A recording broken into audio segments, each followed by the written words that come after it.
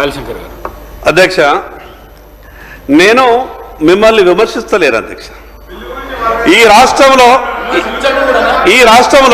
లేదు ఈ బిల్లు మీద ఈ రాష్ట్రంలో మా బీసీల పరిస్థితి రెండు రాజకీయ పార్టీలు ఆడుతున్నటువంటి నాటకం గురించే చెప్తున్నా.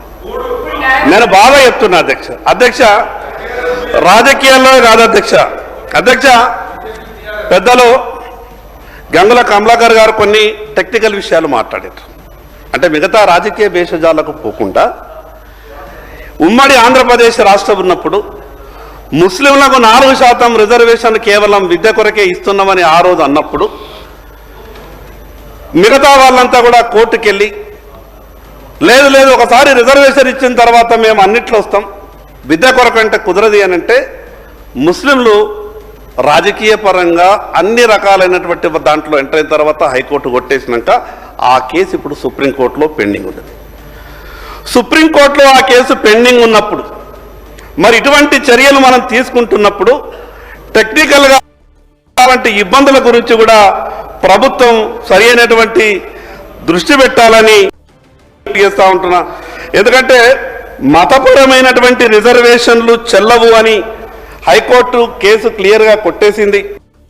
కోర్టులో స్టే మాత్రమే ఉన్నది, సుప్రీంకోర్టులో స్టే మాత్రమే ఉన్నది. కాబట్టి ఎందుకంటే ఈ 42లో వాళ్లకు 10 పోయిన తర్వాత ఉన్నటువంటి 32లో 27 ఉండే, మిగిలిన 5 వస్తాయో లేదో ఈ విషయాల మీద నేను ఎందుకు చెప్తున్నానంటే మీరు టెక్నికల్గా కూడా అన్ని విషయాల మీద దృష్టి పెట్టి ముందుకు పోవాలని మాత్రమే చెప్తున్నా. అధ్యక్ష, రాజకీయాల్లో మాత్రమే కాదు అధ్యక్ష మా బాధలు.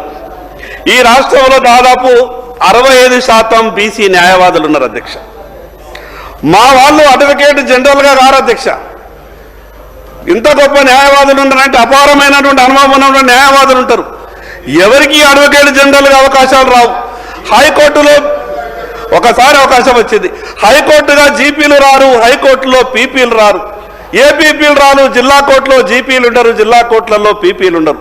నేను మీ ద్వారా గౌరవ ముఖ్యమంత్రి గారికి ఒక విజ్ఞప్తి ఏం చెప్తున్నానంటే ఇదైతే పోవాలా, షెడ్యూల్ 9లో రావాలా, ఇది కొంత తర్వాత దీని సంగతి ఏందనేది మళ్ళీ చూద్దాం. కానీ మీ పరిధిలో ఉన్నటువంటి ఈ విషయాలు ఏవైతే ఉన్నాయో మీరు వెంటనే ఆదేశాలు ఇచ్చి అమలు చేయండి.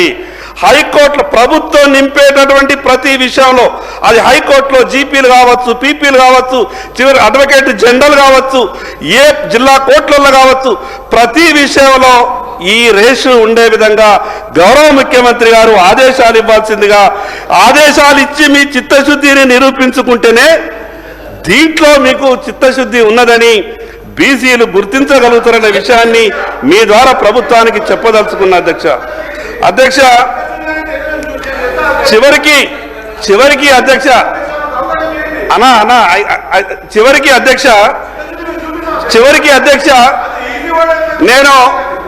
నేను ఈ మాట మాట్లాడచ్చో లేదో తెలియదు, కానీ నేను ఒక విషయం చెప్తున్నా. నేను ఈ మాట మాట్లాడచ్చో తెలియదు, కానీ నేను ఒక విషయం చెప్తా ఉన్నా.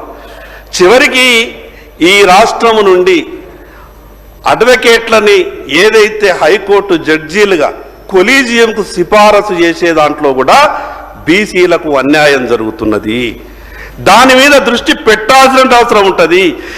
ఏ సంస్థలైతే, ఏ కుర్చీలైతే నలుగురికి న్యాయం చేసేటటువంటి అవకాశం ఉంటుందో ఆ కుర్చీలు బీసీలకు దూరంగా ఉంటున్నాయి. ఆ కుర్చీలు బీసీలకు దగ్గరయ్యేటటువంటి ప్రయత్నం మీరు చేసినప్పుడే బీసీలు మిమ్మల్ని నమ్మగలుగుతారన్న విషయాన్ని మీకు చెప్పేటటువంటి ప్రయత్నం చేస్తున్నా అధ్యక్ష రేవంత్ రెడ్డి గారు ముఖ్యమంత్రి అయ్యా అంటే బీసీ కామారెడ్డి ఎజెండా నేను అనుకున్నా. ఏమన్నా కానీ 10 ఏళ్ళు పరేషాన్ ఉంటే టీఆర్ఎస్ పార్టీ పరిపాలనలో 20,000 కేటాయించాలంటే నా జిల్లాకు దాదాపు ఒక 700-800 కోట్లు వస్తాయి అనుకున్నా.